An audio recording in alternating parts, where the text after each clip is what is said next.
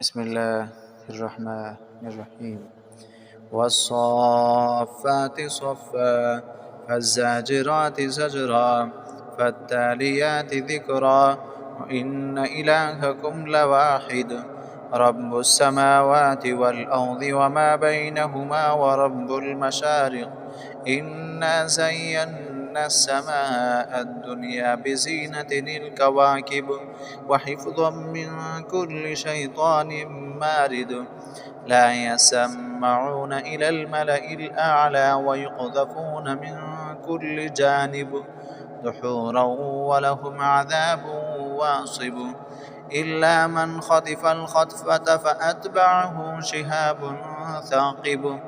فاستفتهم أهم أشد خلقا أم من خلقنا إنا خلقناهم من طين لازب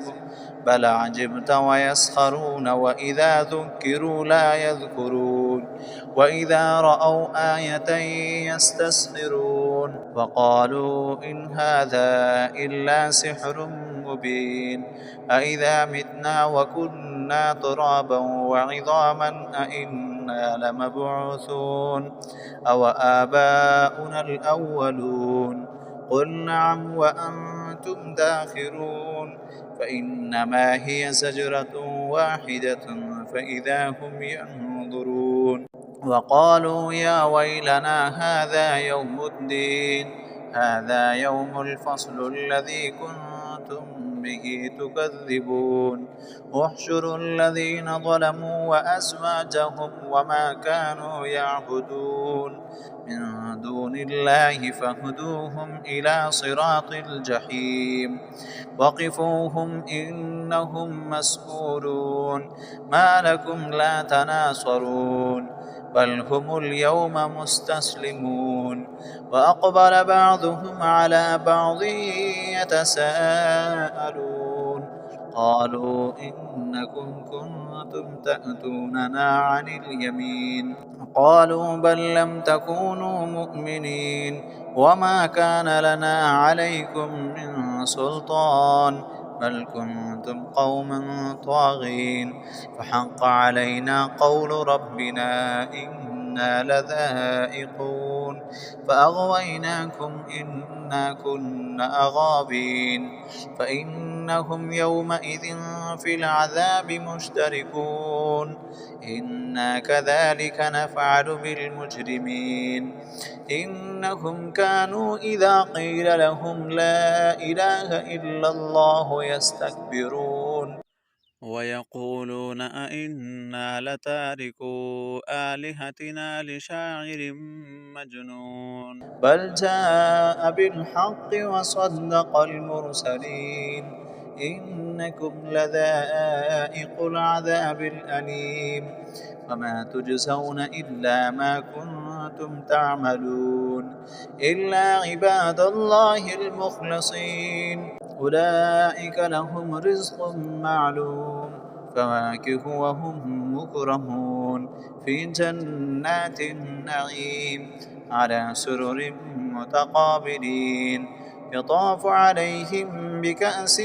من معين بيضاء لذة للشاربين لا فيها غول ولا هم عنها ينزفون وعندهم قاصرات الطرف عين كأنهن بيض مكنون فأقبل بعضهم على بعض يتساءلون قال قائل منهم إني كان لي قرين يقول أئنك لمن المصدقين أئذا متنا وكنا ترابا وعظاما أئنا لمدينون قال هل أنتم مطلعون فاطلع فرآه في سواء الجحيم قال تالله إن كدت لتردين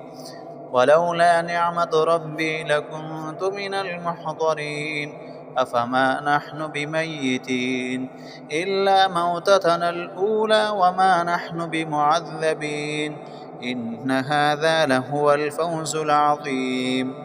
لمثل هذا فليعمل العاملون أذلك خير نزلا أم شجرة الزقوم إنا جعلناها فتنة للظالمين إنها شجرة تخرج في أصل الجحيم طلعها كأنه رؤوس الشياطين فإنهم لآكلون منها فمالئون منها البطون ثم إن لهم عليها لشوبا من حميم ثم إن مرجعهم لإلى الجحيم إنهم ألفوا آباءهم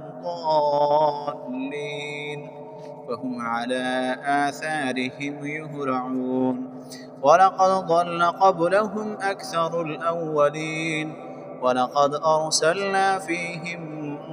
منذرين فانظر كيف كان عاقبة المنذرين إلا عباد الله المخلصين